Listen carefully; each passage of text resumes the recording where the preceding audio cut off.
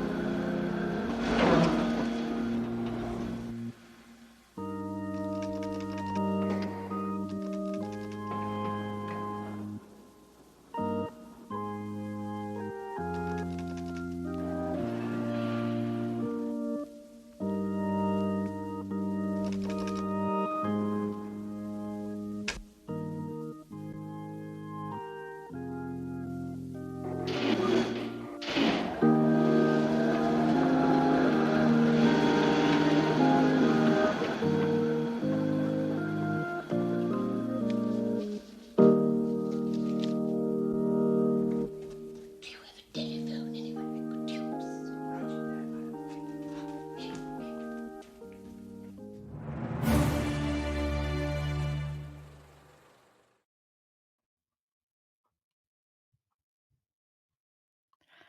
Hello and welcome. Welcome to this is our very first video and audio version of Book versus Movie. I am Margo P of coloniabook.com and she's not your mama. And welcome everybody to my good friend and co-host Margo D of Brooklyn Fit Chick. Hi everyone. So this is new. Bear with us. There may be a few, little hiccups here and there, but we thought it would be fun to try to do an audio and video version of the podcast. We may not do this every time, but every now and again, there might be certain ones. I think this is a great episode to do with a video version. We were just playing a clip from the movie at the top of the show here, and I was laughing. It was a good thing I was muted because I was laughing so, oh my gosh, I forgot how funny that scene is. So welcome everyone, wherever you are watching or listening to us. This is the Book versus Movie podcast where we cover films that have been adapted. We say from books, we say book, but when the pandemic started, so many years ago now, we decided to do a brand new episode every single week. And in order to do that, we had to kind of expand what we mean when we say book. And so we will consider a film that has been adapted from any kind of literary source. Could be a short story, could be a novella, could be a song, a magazine article, a poem. As long as it has some kind of literary source, we will consider it. A couple of ground rules, though. Number one, the movie has to be streaming on a major platform. Number two, we have to be able to get our hands on the source material fairly easily and cheaply because we want this to be accessible for everybody. And that's basically it. So if you are someone who has suggestions for books and movies that we might cover in the future, you want to meet other listeners of this podcast or interact with us, there's a few places where you can do that on the internet. Yes, be sure to like our Facebook page. It's just Book vs Movie Podcast. But we do have a private Book versus Movie Podcast Facebook group. We're much more interactive there. That's probably of all the social media places, that's where the most interactive. There are also a couple of lists there of episodes we've covered in the past and ideas people have for the future. So that's a Book vs Movie Podcast group. It's a private group. Ask to join. We're on Twitter, as long as that exists, Instagram, Threads, at Book versus in Movie, in all those places. And we have an old-timey email. book versus movie podcast, book versus movie podcast at gmail.com. And if you would like some stickers, give us your address, send it to the email, and I will drop them in the mail for you. I think I should say that we may, again, this is a new thing for us. It may happen that, unexpected things, sometimes weird stuff happens when you're recording that you need to edit out in post, and we may or may not be doing that. So, bear with us if we there may be cuts in the video, or well, I doubt very much that we're going to be able to do this all in one go, I guess is what I'm saying. So, because we're not live, we're just recording anyway. If you really enjoy the show and you would like to help keep us in books and movies, you can also support us on Patreon. Patreon. We have all these episodes are from 2021. Then previous to that, we've been doing the show for 10 years now. So we have a couple of hundred episodes on our Patreon wall. Over at Patreon, you type in, once again, Patreon, and you type in Book vs. Movie Podcast and ask to join. We have a couple of very affordable options. And like some of the past episodes we've recently put up there, Elvis and Me, In a Lonely Place, The Parent Trap, The Bad Seed, The Invisible Man. Those are on our Patreon wall and only for our Patreon members. You can sign up for free because we do have some video clips that will play in the show today. But if you want to see them again, join up our Patreon for free. They're always posted there. And yes, if you're new, we're both named Margo, as you can see. I'm Margo P. I'm on the West Coast. It works out well because it's the same on the screen. Yep. And Margo D is from the East Coast in Brooklyn, obviously. And yeah, this is just our little happy little book club of the air. And it's a really nice community, really kind people. And we've managed to keep it that way for a really long time now. I'm kind of impressed. A few administrations we've done that, yes. Oh, yeah. We talk about just books and movies. That's it. So you may have found us today because you are a tremendous fan of Graham Greene. So we're just going to apologize now. We are not literary scholars. We are not even English majors, and we are not also cinematic scholars. We're just friends who like to read books and watch movies and then talk about them. And so we're just going to be hitting the broad strokes here. We're going to be missing a lot, and I'm sure we'll hear about it. But we wanted to do this movie in particular because we recently lost the great Dame Maggie Smith, and had never seen this film of hers. And it was one that kind of came up a lot when people were doing their memorials and stuff like that. And so we thought, we've never done a Graham Greene. This is a perfect opportunity to do this. And again, a great one to try out in this new audio and video format. So let's begin. And we're just going to hit the broad strokes. Okay, guys? Oh, yep. Did I forget something? No, it's one of those cases where, like, please understand, like, some people, we understand that spend their entire professional and or scholastic careers discussing things like George Cukor, Graham Greene, Dame Maggie Smith, all these things. So we do hit the broad strokes, and then Margo and I will interact and just kind of talk about him a bit. This is, what I know, I'm not a big Graham Greene reader. This is kind of new for me. Nor I have very limited. I read a bit in college, and I know there are a lot of the booktube authors that I follow just adore Graham Greene. They talk, and they have, like, in their bookshelves, like, the whole collection behind them. And we're not those people, but my collection is Stephen King. You can see it over my shoulder right now. But I've read, I know him from Our Man in Havana. I think I've read The End of the Affair as well. And I believe I've read The Quiet American, but if I did, it was many, many years ago. He's a very interesting person,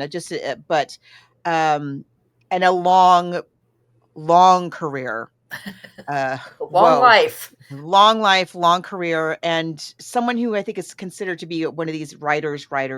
But so let's kind of hit the broad points of Graham Greene's life here. So Henry Graham Greene was born October 1904. He lived to be 86. He was born in England, in Berkhamsted, Hertfordshire. I hope I said that correctly. Yes. Apologies also for our pronunciation of things. He was a writer and a journalist.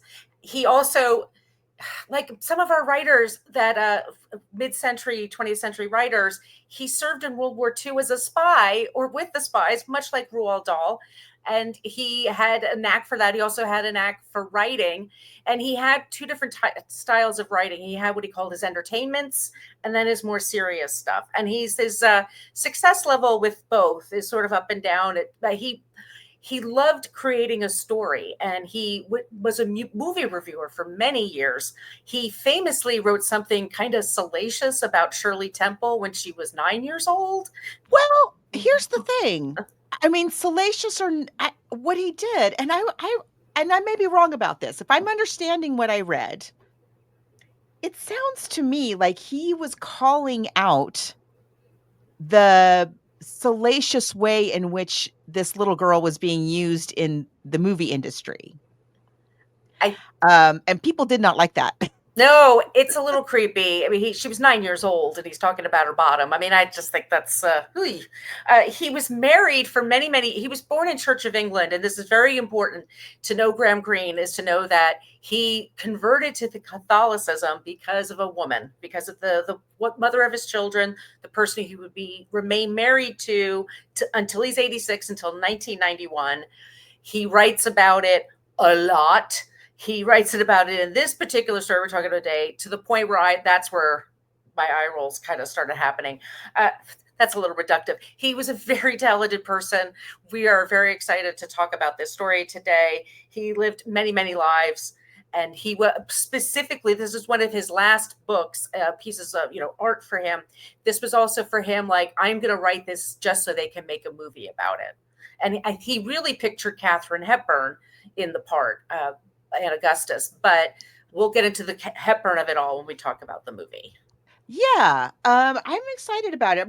Maybe one day might do Our Man in Havana. I think that might be, because that's a great movie as well. Now, so let's talk a little bit about. I don't know even where to begin with this book. I just want to say, like, if you've never read Travels with My Aunt, I'm trying to bring it up here. I've lost it on my phone here. If you've never read Travels with My Aunt, it's, to me, I want to know what your first impression was, but to me, it was very much. It reminded me so much of Auntie Mame, right? Yes. So much, but with this, like, again, Catholic undercurrent, and much more adult themes than even Auntie Mame has, if you've ever read the book.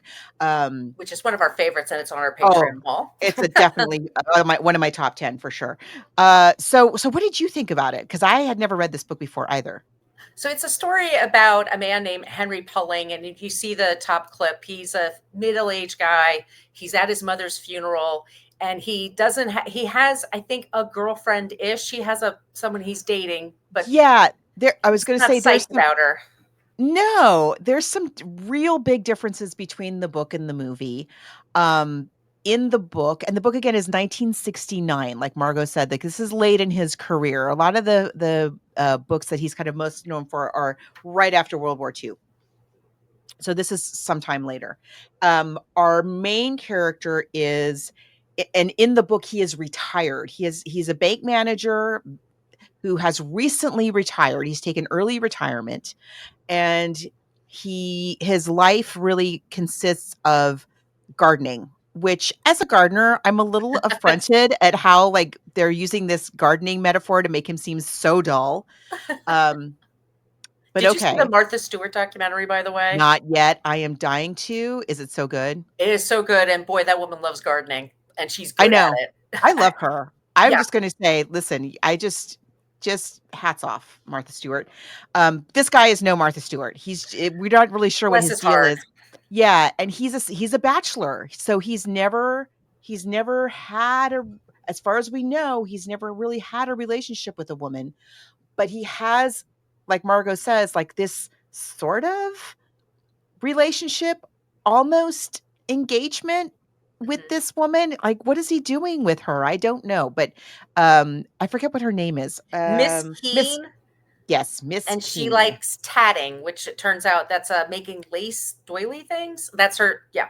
He's a very, I don't even know if he's lonely or not, but you get the idea that he was raised by his mother. His father died when he was young, and she was very protective of him. He doesn't travel. He's never gone anywhere. He works in London, and he comes home on the weekends and he works on his garden. And he has a very conservative next door neighbor that they argue about things with. But that's kind of who he is. And then a woman shows up, and she's like 70 years old, and she's bright hair and Oh, his mother has died. His mother right. that he had this really super close relationship has died at the beginning of the book. But again, he's sad about it ish. I mean, he's not that tore up for someone who seemed to have been so close to his mom. So he doesn't really have any close relationships with anybody. Not really. He doesn't have any Right. friends. It doesn't seem like, right? No buddies from the bank. No, it's Um, gardening. I don't think he even has a yeah. cat, which I think Yeah. Just that's his one living responsibility is that garden, and that's what he cares about. And then he meets Aunt Augusta, and she says Aunt Augusta, and she says, "Hi, that was my sister. We didn't get along, but I knew your father really well. Wink, wink." And they kind of, and she takes so though this book, it's very much reads to me. First of all, it is not nearly as endearing as Auntie Mame. no. It's It's going not through as the same warm and things. fuzzy at all as Auntie Mame. No, no, no. No. So and also it's very dated. I mean, in 1969, it's racy to talk about Oh, prepare marijuana, yourself. Yeah. biracial relationships, lots of things that we'll get to in this story. I found an interesting group. It was, I think it's at the Guardian. Yeah. And it was a reading group, and they had a monthly assignment during the pandemic. And this was one of the books. And a lot of Oh, people wrote to the person in charge of that column and said, I'm getting the ick feeling from this one. There's times of ick. We'll get to the ick. yeah. So he meets her, he goes to her apartment, and she has a much younger lover that she met in the Sierra Leone, which is, by the way, one of the many places Graham Greene has been. He's a very Yes. active world traveler. He was someone constantly had he was diagnosed with bipolar disorder. He attempted to unalive himself several times in his life, sometimes half-hearted attempts, sometimes very intense ones. He had multiple relationships with all kinds of women from all backgrounds. It was almost as if a compulsion, which could have been from the bipolar disorder. Who knows? But he's someone who's much older, and he's trying to write about this young generation, and he's Right. kind of fitting a middle-aged man into it. And there's so many stories about that. Aren't young people stupid? Don't they have like weird idealism, things like that? So he's sort of raised that way. So when he meets the 70-year-old woman, and she openly lives with another man, she's never been married, Yeah. doesn't have a She's real living job. she's living in so she's 75 in 1969. So she's born before the turn of the century, right? And she's got a live-in lover who is he's younger even than Henry and is black. And to kind of keep eyebrow raising at a minimum, she tells people, get ready for some ick. She tells people that he is her valet, her butler, her servant. That's great. what's, what's wrong with that? And he's so in love with her. So he's He's madly in love with constantly her. talking about how much he loves her. And there's another person she has a flame for Mr. Visconti. But he says, oh my God, I love her so much. She's so great. She's so full of life. And Henry is just completely appalled by all of this. And Yes. she almost immediately is like, well, how much money did you get from your mom? Did she save anything? Did you have, because she turns out she's worked on and off as a sex worker. She's also run some kind of money schemes with people. And there's a boyfriend of hers who's being held captive, and she needs to come up with a lot of money. It's 100,000, right? And then she Yes, it's a raised great deal of 50. money. Yeah, for the time. And so she immediately says gets Henry in her scheme, like, you have to help me basically get the money to then find my old boyfriend. And in the meantime, I'm going to teach you how to live. That's going to be like how this whole thing works out. So she gets him to, like, he's never left London. you're in Europe, dude. But he just never had that in him. And then once she gets him out of there, he's forgotten all about the dahlias and that's what we say in America, by the way. We don't say dahlia. We don't say dahlias, we say dahlias. As in the black dahlia. And Right. yeah, there's again many differences in the book than in the film. Um in the book, yes, she has this boyfriend named Mr. Visconti. I say boyfriend, former lover, pimp, possibly. Mr. Visconti, and she refers to him over and over again throughout the book. And in the book, it's not as linear a plot. They're going all over the place. They're smuggling. She's acting as a mule. There's a lot of stuff happening. There's drugs, there's gold that's being kind of smuggled around. And it's mainly we're just going on this journey with them as they get blown one way or another with these various schemes and criminal enterprises. And eventually, um, eventually they end up in South America. Oh no, before I get to that, I'm sorry. There's this whole extended period where they're on the Orient Express, but it's not Agatha Christie's Orient Express. Oh no, the Orient Express but at this point has very much fallen on hard times. They don't feed you. Police come on and raid your luggage at a regular interval, and but as they're on the Orient Express, they meet this young American girl who goes by the name of Thule, which is her surname. And she is going to Istanbul and thinks she's pregnant, but she's not quite sure who by. Again, so we're looking, it's the older generation looking at this younger generation. Henry is still kind of stodgy. He's always a bit stodgy, but he's not too stodgy to, follow his aunt around and get involved in these things. And he and Thule develop a friendship of sorts. He's much older than she is. I don't believe they have sex in the book. I don't think so either. Right? Because she says she missed her period. So she's Right. saying to him, and this is also, I'm sure, very racy for the time, but it's also showing, but she's saying, like, I don't know, but I love this guy. And he's your typical artist poser that's like doing an Andy Warhol ripoff. Right. Of the soup can. Oh yeah, there's poking fun at that and pop art. But Thule is basically like a 1960s version of Aunt Augusta, right? So she is flipping and flopping all over the world, going after questionable men, possibly popping out babies. We don't really know. Like Aunt Augusta kind of refers to possible pregnancies that she's experienced, and so there's definitely like this parallel, like this is this time's version of this kind of character. And then eventually they part ways. The whole time, Wordsworth, whose real name is Zachary, I believe.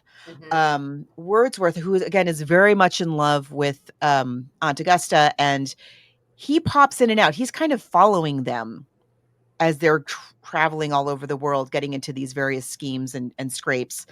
And eventually Augusta and Henry end up in South America. And we get all these very salacious details of Augusta's life in little dribs and drabs, that she just flippantly, passingly mentions, like, oh, by the way, you gather, like, perhaps she had an affair with Henry's father and became pregnant and was thrown out for that reason. We're not really sure. Definitely was a sex worker. That's not a perhaps. That's a definitely did that. We're not quite sure how long, off and on for kind of a long time. Again, was Visconti her pimp? We do not know. We learned over time Visconti was a Nazi sympathizer. That's great. Yeah. Yes. There's Nazi sympathizers in this story. Oh, and Miss Keene, his sort of girlfriend from the beginning of the book, when he doesn't propose to her, she moves to South Africa where she just loves apartheid. That's great. all in for apartheid. That is fantastic. And we're not judging her. He's like, oh, I guess she likes that. So now he and Aunt Augusta are in South America. That is where they finally meet up with Mr. Visconti. And again, totally different ending than in the movie. Okay. So they're in South America, and Henry reaches this sort of a crossroads, I guess. Am I going to continue this insane life with my Aunt Augusta? Or, I could just go back to my garden and my boring life back, my pre early retirement life back in London. And as he's having this kind of crisis, he finds, spoiler alert, we spoil everything if you're brand new here. If you've never read this book and you don't want to know what happens, this is maybe you've probably already heard too much. He finds Wordsworth dead. Right. That's Wordsworth right. is stabbed. And Wordsworth throughout the whole book has been this kind of comic relief. He's got an accent. We're sort of making fun of it. His He's English is his like, Eng- yeah, the way they type out yeah. how he's speaking. Right. It's a little bit racist. Um, and they are in South America with Mr. Visconti, and this is the very end of the book. Henry goes to his Aunt Augusta, who he now addresses as his mother. He now realizes that she is actually his biological mother. She tells him at his mother's funeral, like, she wasn't your biological mom, right? And he was like, He no. had no idea. So he had no idea. And this whole time he's been kind of trying to get the info out of her, and she's not quite giving it to him. And he realizes something about the death of Wordsworth makes it just kind of dawns on him. Oh, and so he goes and he dresses her as his mother, and he decides to spend the rest of his days in South America, uh, in a smuggling uh, smuggling ring. Is that what we call it? Yeah. with With the Mr. Nazis. with Visconti, with the former Nazis. Yeah. 'Cause The Nazi sympathizers. it's fine. I'm sure it's. He went from somebody who had a very strict moral code to someone who's just decided, what was the point of that? Right. Might as well just get what I want. Exactly. The end. Yeah. Well, That's the book. no, the last page of the book. So he finds himself falling in love with a child. Oh, yes, I forgot this little epilogue. Oh, I So- completely forgot. He makes a bribe with the chief of customs, Oh my goodness. and he yes. basically gets the chief of customs' 14-year-old daughter. And he's basically promised to him when she turns 16 that he will marry her. This is a Yeah. man well into his 50s. Oh, yes. Yeah. Yeah. Now that I'm here working with the Nazis, yeah, why not? Yeah. Why not some Misogyny. This is, child abduction. It's bizarre. it is, it's weird.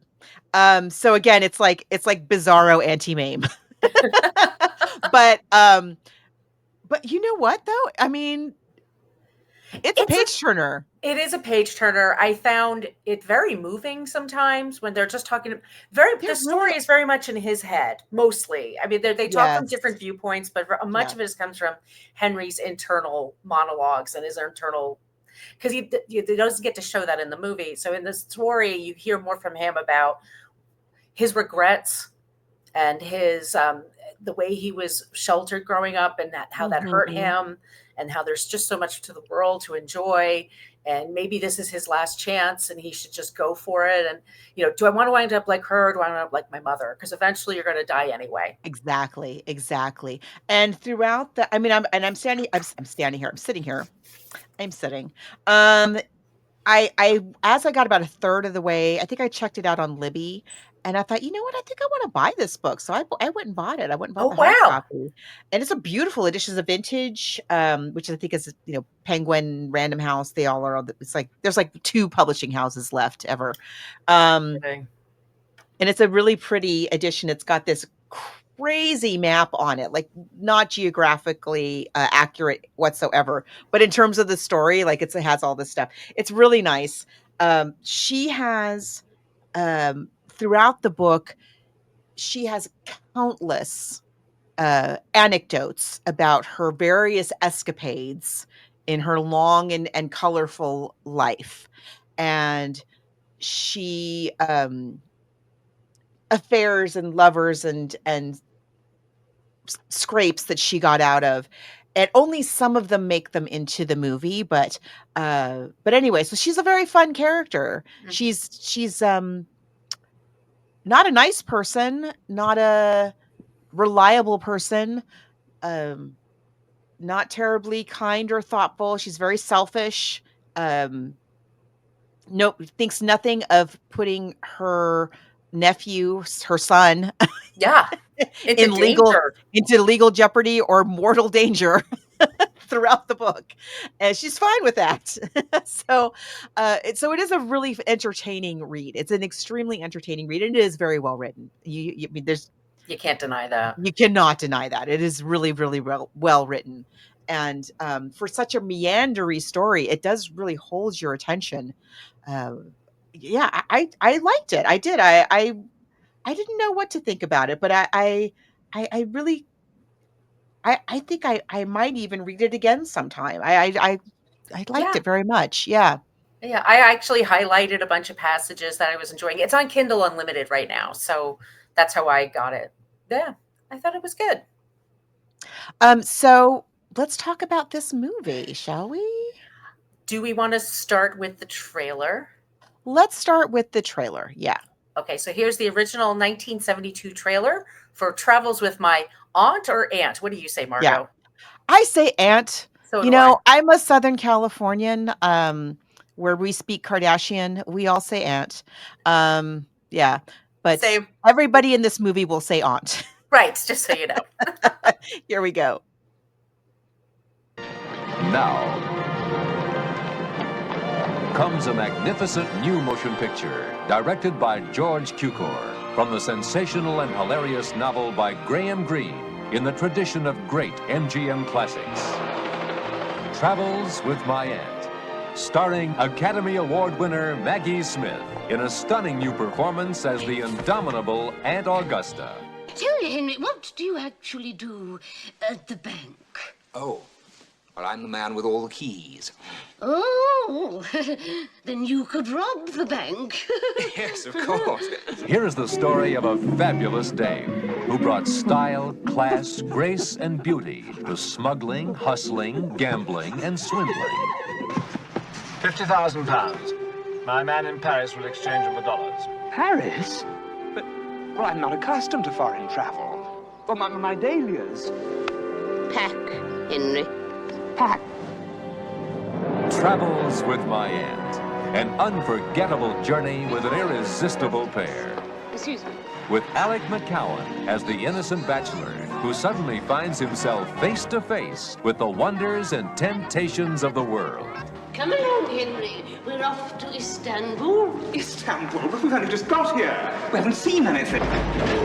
Travel along to romantic places and into Aunt Augusta's scandalous past. In that profession, age is a great handicap. I was lucky enough to leave in good time, thanks to Mr. Visconti. He is, I suppose, the only man I have ever really loved.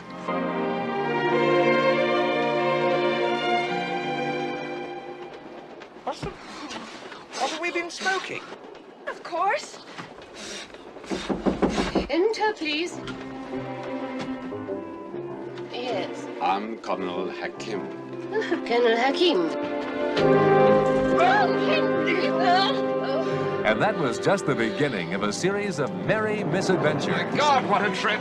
From London to Istanbul, from Spain to Africa, as Henry learns all about life, love, and larceny. I have been used, shamefully used. I have stolen nothing. I have done nothing wrong. I have done nothing wrong. You have done nothing at all. You've risked nothing, given nothing, suffered nothing, lost nothing. Loved nothing. You've even dreamed nothing. You take care, Henry. I am your last chance at life. Take me or leave me. Travels with My Aunt, a rare and delightful odyssey that combines beauty and nostalgia with heartaches and laughter. Here is dazzling entertainment, directed by George Cukor, starring Maggie Smith, Alec McCowan, Lou Gossett, and Robert Stevens.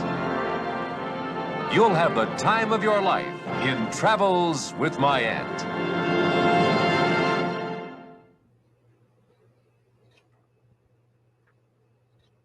I want to say something, Margo.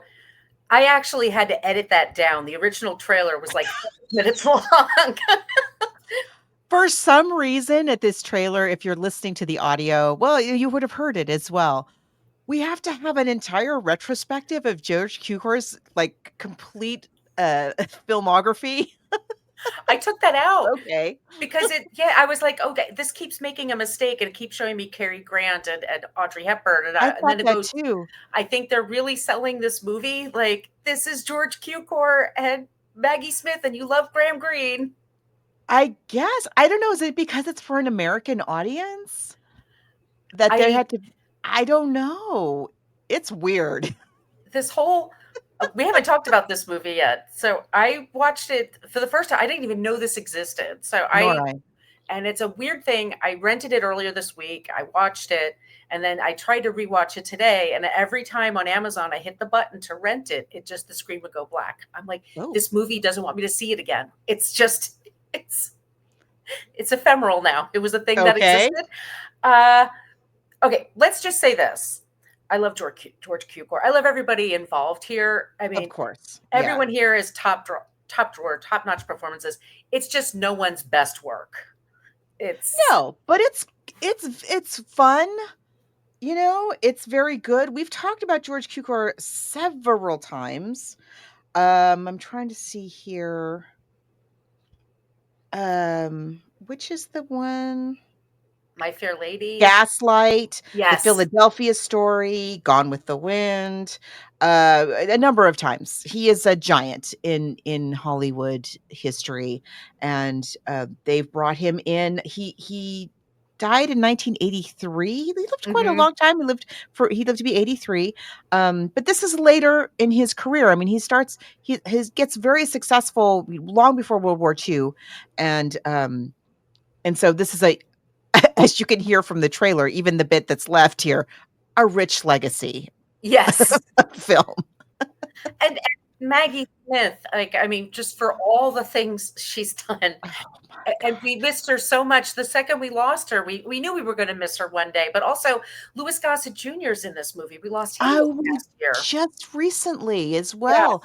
Yeah. And so we talked about recently we did The Prime of Miss Jean Brodie, and we also did, this is right between The Prime of Miss Jean Brodie, which we recently did, and Death on the Nile, which we also recently did. She is spectacular in both. In Prime of Miss Jean Brodie, she co-stars with Robert Stevens, who was her husband at the time, and he plays Mr. Visconti in this film. So together they have such wonderful chemistry. If you've ever seen The Prime of Miss Jean Brodie, you know. But if you've never seen it, go see it because it's amazing. But I was not familiar with Alec McCowan, who was our Henry. And I think the locations are great. I mean, it promises a lot, this trailer. We're going around the world. Okay, that's good. We're going to get different eras, and we've got spectacular costumes, you guys. It won the Academy Award for that. I do have that clip. I don't know if you have that. I'll post it in the Facebook. I do have that. Let's play that because it's fun. Okay. To host the next segment of the show, it's my pleasure to introduce a most distinguished actor who's thrilled and delighted all of us in many motion pictures. This year, he is one of the Academy nominees in the Best Actor category. Ladies and gentlemen, Mr. Michael Caine.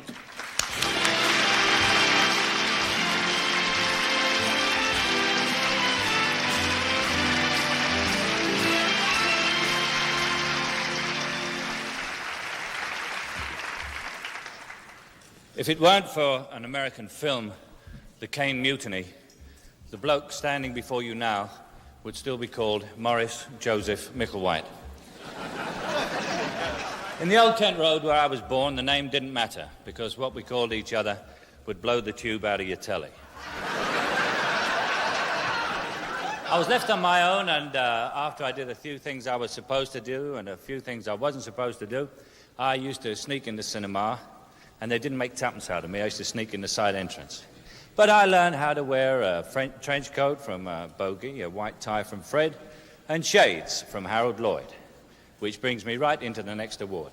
To present it, a lady whom you saw on the covers of Vogue before you saw her in Cabaret, and whose hems were basted by her grandmother, a little French seamstress named Elsa Schiaparelli, Miss Marisa Berenson.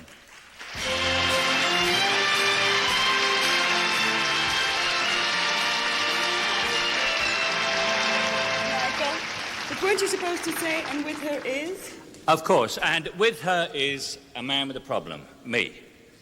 Every October, somebody selects the 10 best-dressed men of the year, and in November, somebody else selects the 10 worst-dressed men of the year. My problem is I made both lists. So did I. Tell me the truth. Which list would you put me on? Well, you're very in, very now, very avant-garde, and therefore out. Out? How can I be in and out in the same suit? That little French seamstress, my grandmother, explained it. In fashion, the only thing certain is what's in today is out tomorrow.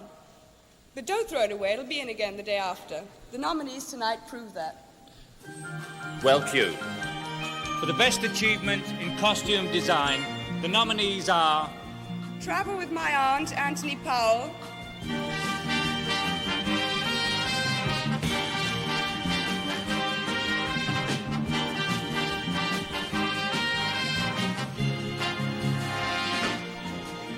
The Godfather, Anna Hill Johnstone.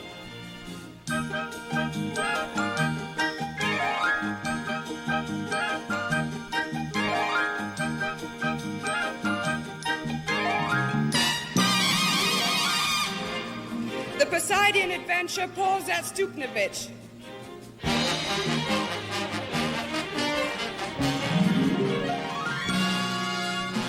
Lady Sings the Blues, Bob Mackie, Ray Agayan, Norma Koch.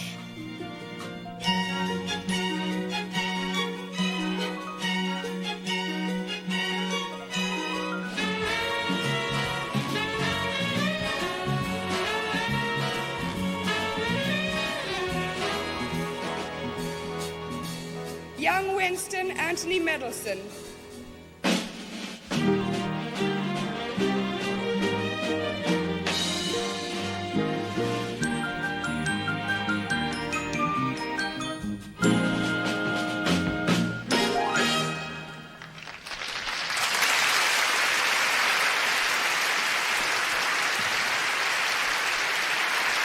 And the winner is... The winner is Anthony Powell for Travels with My Aunt. Accepting the award for Anthony Powell is the director of Travels with My Aunt, Mr. George Cukor.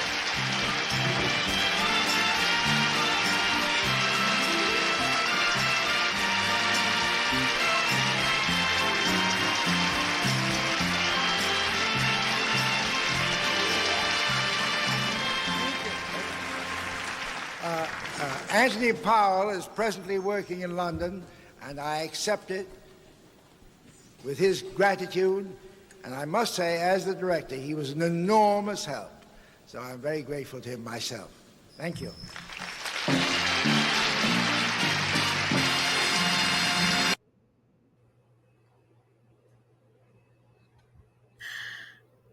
Wow. That was what incredible. a costume year. The Godfather with the gentleman with the guns. Okay, how about the Poseidon Adventure with the turtleneck? And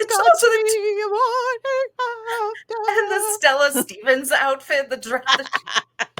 And Marisa Berenson, how can she be more classy? Her and Michael Caine. Oh my God! I didn't realize that. I never knew that she was. I mean, and until this week, I never knew I didn't realize that she was Elsa Schiaparelli's granddaughter. Yeah, didn't know that. I Wow. didn't either. But That's the one big award it won. It was nominated for several, and we'll get into the film now a bit more. But originally, it was Katharine Hepburn that a lot of people wanted for this part. Katharine Hepburn wasn't quite sure. She really enjoyed the book, but she didn't think it was filmable. And then the screenwriter, J. Preston Allen, said to her, here's my version. What do you think? And she kept having notes. And then he said, why don't you just write it? And so she took a few months and wrote her own version. And she sent it to MGM, and then they didn't think they were like, nah. So then she was told by her agent, they're going to pause on all this right now. And she says, okay. And then 2 days later, she finds out she's dropped from the project because they said she didn't show up for work. And then yes.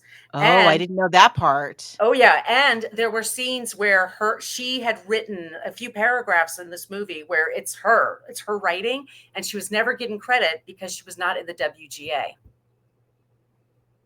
Wow. Yeah, Margo's mouth is agape. I'm stunned. Not okay. No, and she's like, who am I going to sue? What would happen? Because she wanted to work. That was her whole passion. So she kind of shrugged it off, as she does. And so we have Maggie Smith, and Maggie Smith is 38 when she's filming this. So she's playing a teenager, and then she's playing a 70 plus something. And we've seen and everything in between. Everything in between. And her outfits are incredible. And she looks amazing. Spectacular outfits. And also the poster for this film is gorgeous. This is at a time when there's in the culture, as there often is, there's a revival, a very big interest in the Art Nouveau era. And so this is very much that, because she and Augusta has lived through that era. So the poster is very, captures that time. And she's a character who in the 1960s and early 1970s at this point, she still dresses like that. So Aunt Augusta, as she's moving through the film, she still dresses as though it is, it's between the wars or even earlier. Yeah, I think she feels like she's in Berlin, like before Hitler took over. Yeah. And Anthony Powell, by the way, also did all of the costumes for Death on the Nile, which are spectacular. They're so great. Yes. That's a wonder. We talked about that very recently. It's a wonderful, wonderful film. Watch it if you've never seen it. And Maggie Smith and Bette Davis are worth watching the whole movie for just them two alone. But it's so good. This is the score is good. I mean, they brought all the heavy hitters in. Robert Stevenson was her husband. He plays Mr. Visconti. Cindy Williams is amazing, by the way. I think she's adorable. So cute. This is before American Graffiti even. Right, before Laverne and Shirley for sure. Mm-hmm. But she's the young woman that he meets on the train. And there's a Thule. Oh, we forgot to mention in the book, this is not in the movie at all. In the book, part of as they make their way to South America and are setting up what is now they're going to be their future as smugglers, they involve a former CIA agent, I guess, who is Thule's father. So we meet Thule early in the book, and then near the end of the book, we meet her father, and he becomes part of that whole what they're going to be involved in going forward. Yeah, that doesn't happen in the movie at all. Again, there's a lot of stories and subplots and stuff that's in the book, and it's not a huge book, but they pack a lot in it. Anyway, so Cindy Williams is playing Thule, who is on the Orient Express with them. She's terrific. Yeah, she's wonderful. She's great. And I think he's Alec McGowan. He was nominated for a Golden Globe. It's such an internalized performance. I think it's hard for him to the energy level that Maggie Smith is putting into this film it's a lot. Should we play that clip of them on the plane? Oh, yes. Hold on. This is illustrative of what I've just said.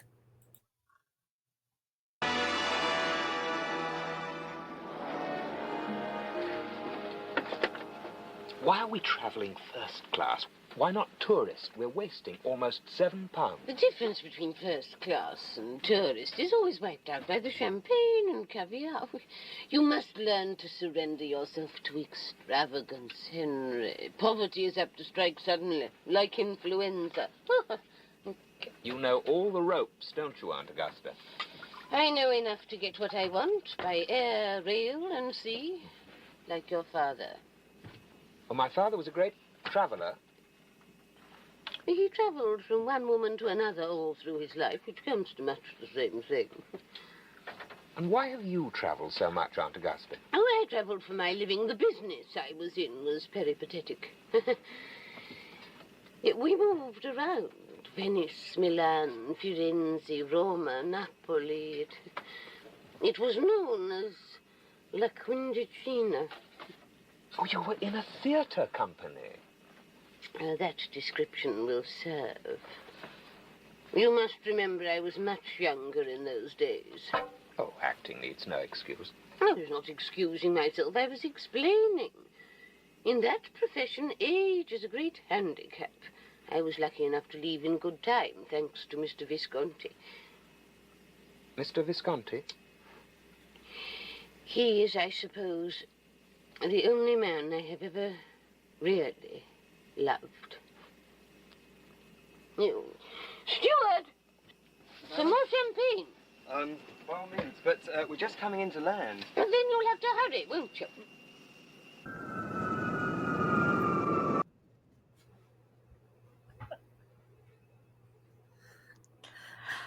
I mean, she's the dowager. That's the dowager 50 years earlier. She just can drop a comedic line like nobody else. She does so much with her. I mean, what they're making her look older, but there's scenes where she's dancing and she's running around, and then and you saw that in the trailer. I love the scenes of her when she's younger and she's flirting with the guy around the room. Yeah. And he's chasing her. I mean, she's giving so much energy. She's putting so much into it. And then you have Alec McGowan, who's just but he kind of has to be, you know? Yeah, and that's yeah. It wouldn't it already is, you know, as we said, like it's not the prime of Miss Jean Brodie, it's not Auntie Mame. It just wouldn't work if he was constantly reacting to what? You know, it just wouldn't work. It would just be really cartoonish. He's the grounding, he's the audience surrogate in this. Right. And so he has to be the straight man, and he does a very good job of it. He has one little section, again, this is not like this in the book, but he has one little section when he's with Truly where he does kind of loosen up, and it's fun. But then he gets back to, you know, his stodgy roots very quickly. I mean, what can you say? It's super, super fun. We get to see her frolicking, committing crimes. Criming through the decades, and gorgeous sets. Really fun music, and she just, you know, man after man after man, all these different men, not nearly as many as are even in the book.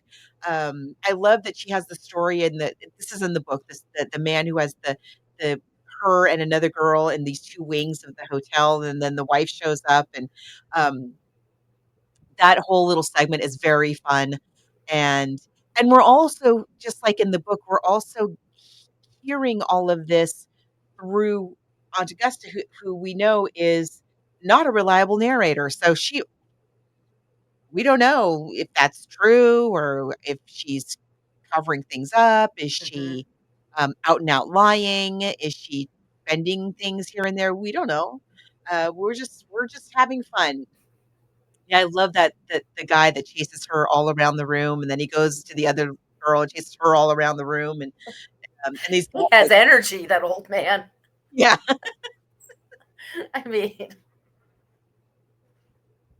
yeah, I think for me, this film, it's a lot of gorgeous sets, gorgeous costumes, a lot of energy in some parts, but for me, it's just not very memorable. Like it just doesn't stick in the brain for me. No, we have the plot.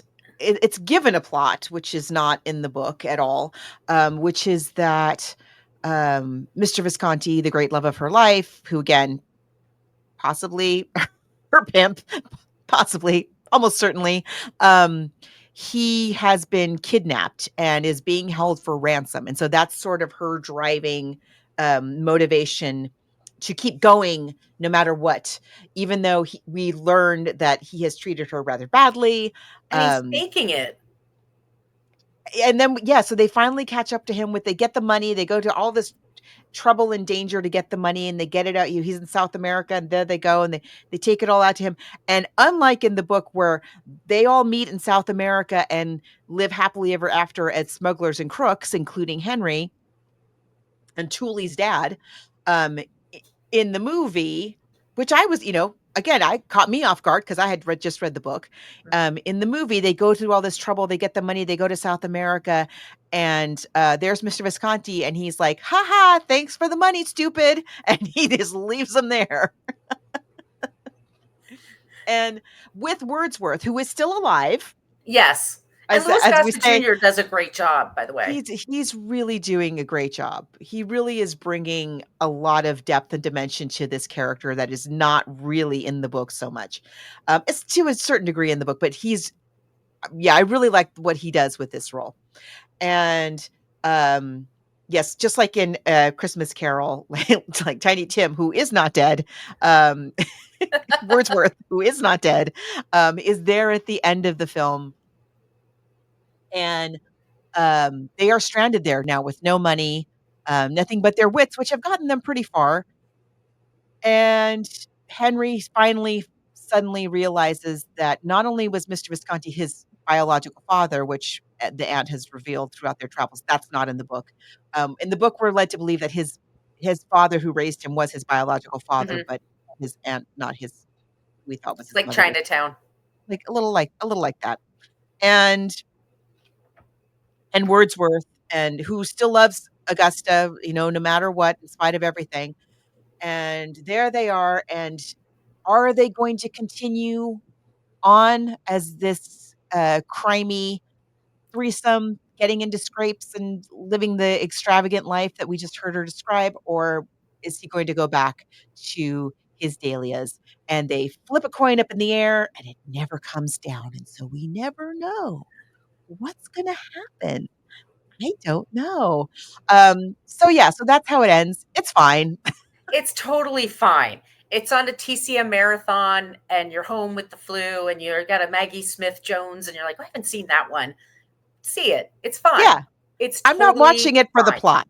Right. But it's a 90-minute movie that feels like it's 2+ hours sometimes. Yeah, it's one of those. Sometimes. It does drag in some bits. And we're like, a lot of the farcical segments go on like a lot.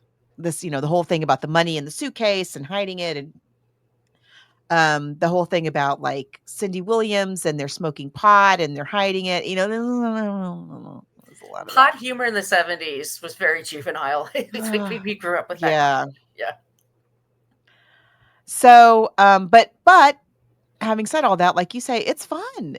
It's beautiful. It's genuinely fun. It's gorgeously produced. I mean, just the costumes alone, but also all the sets and all the locations are gorgeous. As far as that's concerned, the trailer really delivers.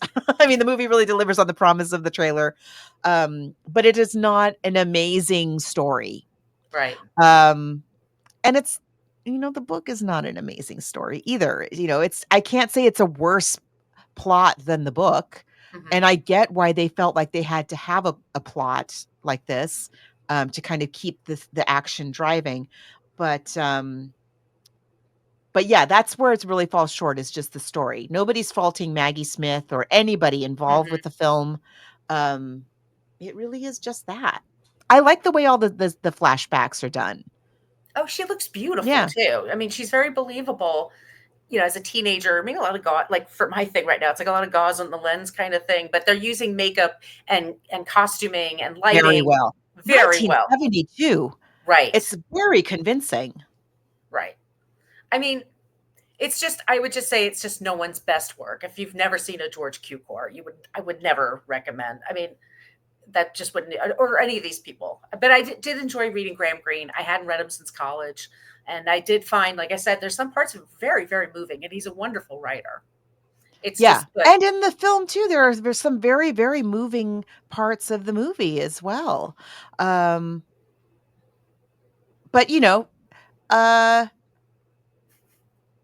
they're not great people. No. And that's okay. That's okay. That's totally fine. I did. I just think there's strengths and weaknesses in both. I think for the book, agree.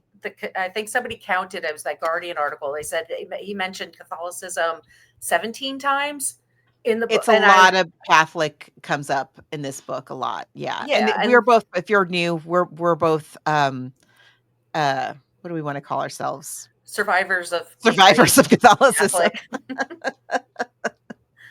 We have our own thoughts about it, but I mean, neither's perfect. Neither's their best example of their work. No. But if somebody were to ask me, I would say, watch our show, look at the clips and read the book. So I would pick the book over the movie. I kind of, as much as I love her and she's wonderful in this. Again, the real shortcoming of this movie is the story. Mm-hmm. And that's a big thing to overcome. If you don't have a compelling story that's adequately paced, yeah.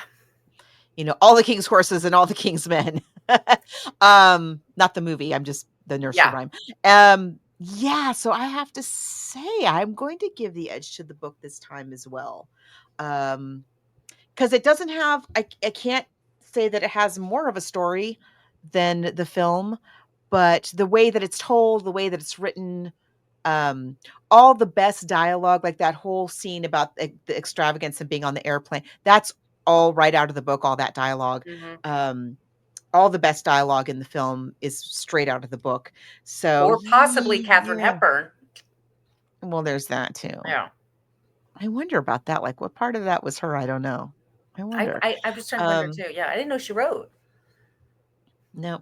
Anyway, I this book I found more thought provoking too than the film. I'm going to say, yes. The things about like Miss Keene, who is just loving living in apartheid South Africa, and how Mr. Visconti is just he's a former Nazi abettor, and we're just gonna keep moving. Ultimately, there are no heroes here. They're all villains. Yeah. It's just their level of villainry. Villainry? Whatever. So villainy, I think. Villainy. So yeah, I'm gonna also give the edge to the book. I did enjoy reading. Again, I bought it. I went got a hard copy and all. Too, yeah. So yes, this time it's a decided book. But greatly enjoyed Maggie Smith's performance in this. It's very good. Okay, so let's talk. We have some really fun stuff coming up next, you guys. I don't know if it'll be. We'll figure out how often we can do these video episodes, but let's talk about what we are doing next. Well, you picked it, Margo. I did. I picked it because one, I didn't know that it had been made into an animated film, and two, I've never. It's not a long book, you guys, and this is a book that was everywhere when it came out, and I mean, every adult in my life was talking about this book. Have you read it? Have you gotten it? You should just have it. You need to have it. And so I've only read like the first little part of it, first few pages of it. So it'll be an excuse to finish it. And the film looks very good. We're going to be talking about, okay, I have to say this in the right order. I'm going to make sure I got the order right. The Boy, the Mole, the Fox, and the Horse. We thought that from what I've heard, because I've not read it all the way through, from what I've heard and from the little bit of the movie that I've seen, it looks like maybe that might be a timely an easy choice for this week. The book is from 2019, I believe, so right before the pandemic. A lot of people were talking about this book during the pandemic. I guess we'll find out why once we read it. Yeah. And the film is on Apple, what do they call that? Apple Watch, Apple Apple Plus. TV, Apple Plus. I think. What? I don't know. We're constantly changing the name. It's the place where you go to watch movies on Apple, okay? And it's from 2022. It's animated. It's by Peter Bainton and Charlie Maxey, and it stars Jude Coward-Nickel, Tom Hollander, Idris Elba, and Gabriel Byrne. And I said, Come on. I want me some Gabriel Byrne anytime. So yes, that's what we're going to cover next. But as you can see, we're always looking for ideas, and we have the holidays coming up. And because we've been doing the show for over 10 years, we've done just about everything. Dickens, all the ones you can think of. Die Hard. We get creative though, but there has to be more. There just has to be more books and movies or songs that they turned into TV movies. That counts. If you guys don't come up with some suggestions, we're going to have to break the grandma got run over by a reindeer glass. And we do not want to do that. Just saying. Okay. So all those places I mentioned at the top of the show, send us your suggestions. Once again, our email is bookversusmoviepodcast@gmail.com. And Margo, where can they find you? You can find me online at coloniabook.com, and all my social media callouts are at She's Nacho Mama. And where can they find you? You can find me at brooklynfitchick.com. I'm at Brooklyn Fitchick for Threads and Instagram. Everywhere else, I'm at Brooklyn Margo. All right, everyone. Thank you so much for listening today. We'll be back soon with a new episode.